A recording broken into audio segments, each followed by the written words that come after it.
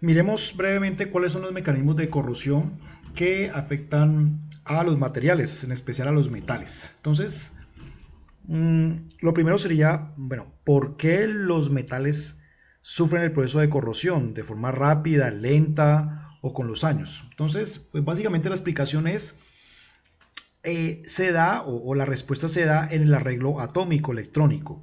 Cuando el hierro, por ejemplo, que todos sabemos que el hierro es un metal que se corroe con facilidad en un lapso de días, el metal cuando se extrae como mineral se extrae como hematita y la hematita ya es una forma oxidada. Son tres átomos de oxígeno con dos átomos de hierro. En este estado el hierro es bastante estable.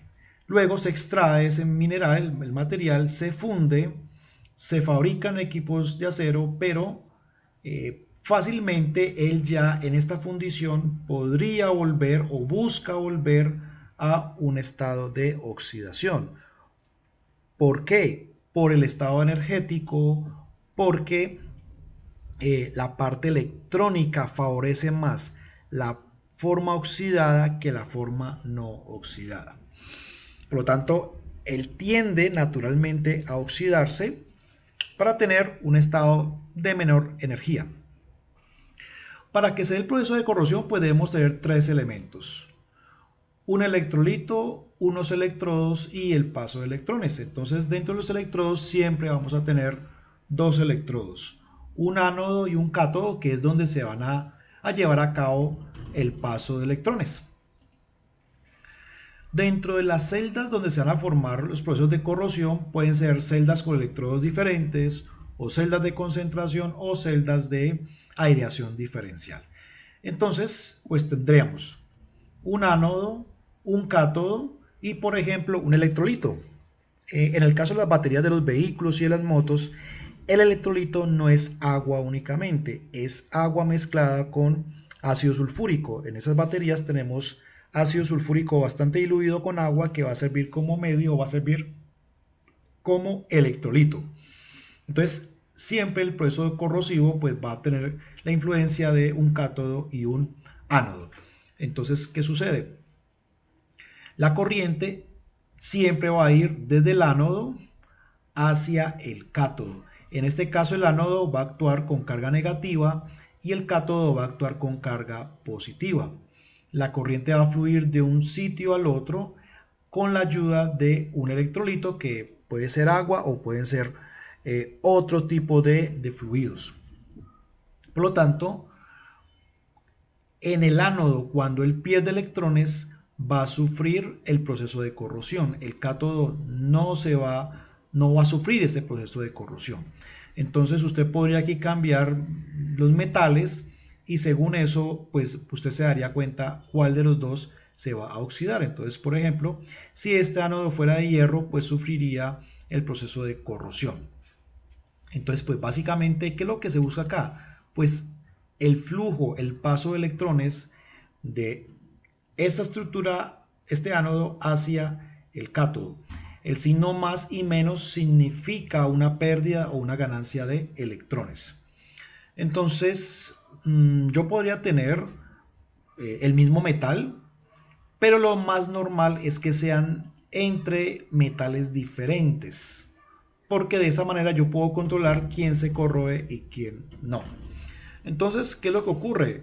Pues básicamente cuando yo tengo una lámina de metálica, en este caso de hierro, en el mismo hierro va a haber flujo de electrones. Entonces, una parte del hierro va a ganar electrones y otra los va a perder.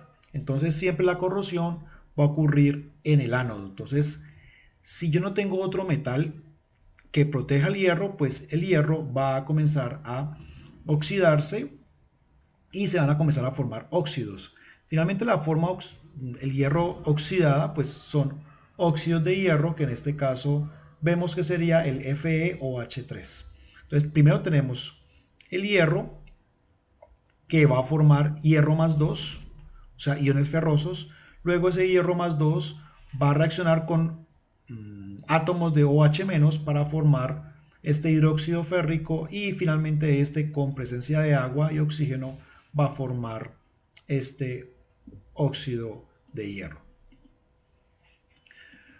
Pero también yo podría tener una protección, que el cátodo es el que protege. De hecho, ese es un principio de la protección catódica y es un principio para evitar la corrosión, es decir, tener un cátodo que proteja al ánodo. ¿Qué formas de corrosión existen? Pues hay corrosión uniforme, localizada, galvánica, de efecto velocidad, intergranular, exfoliación selectiva, eh, el cracking o corrosiones por alta temperatura, pero también hay corrosión derivada de la presencia de microorganismos, sobre todo bacterias. Entonces, por ejemplo, la uniforme es, como se ve aquí en la imagen, que es más o menos similar en toda la estructura, por ejemplo, de una tubería que transporte gases, por ejemplo. La localizada se da en ciertas partes muy pequeñas de la superficie, por ejemplo, de un tubo. El pitting o el picado pueden ser estrechos o profundos, pueden ser elípticos, pueden ser tipo mesa, es decir, este también sería un tipo de corrosión localizada. También tenemos la corrosión por rendijas, en el cual aquí la corrosión se presenta en zonas que son de muy difícil acceso.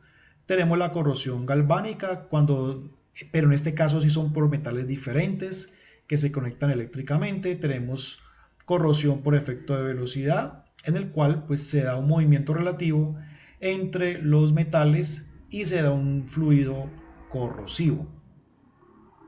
Tenemos el efecto de la velocidad por corrosión, erosión y esto se debe al movimiento entre el medio corrosivo y la superficie del metal. Por lo tanto, como podemos ver, hay diferentes mecanismos de corrosión, las cuales siempre van a estar asociados a el transporte de electrones.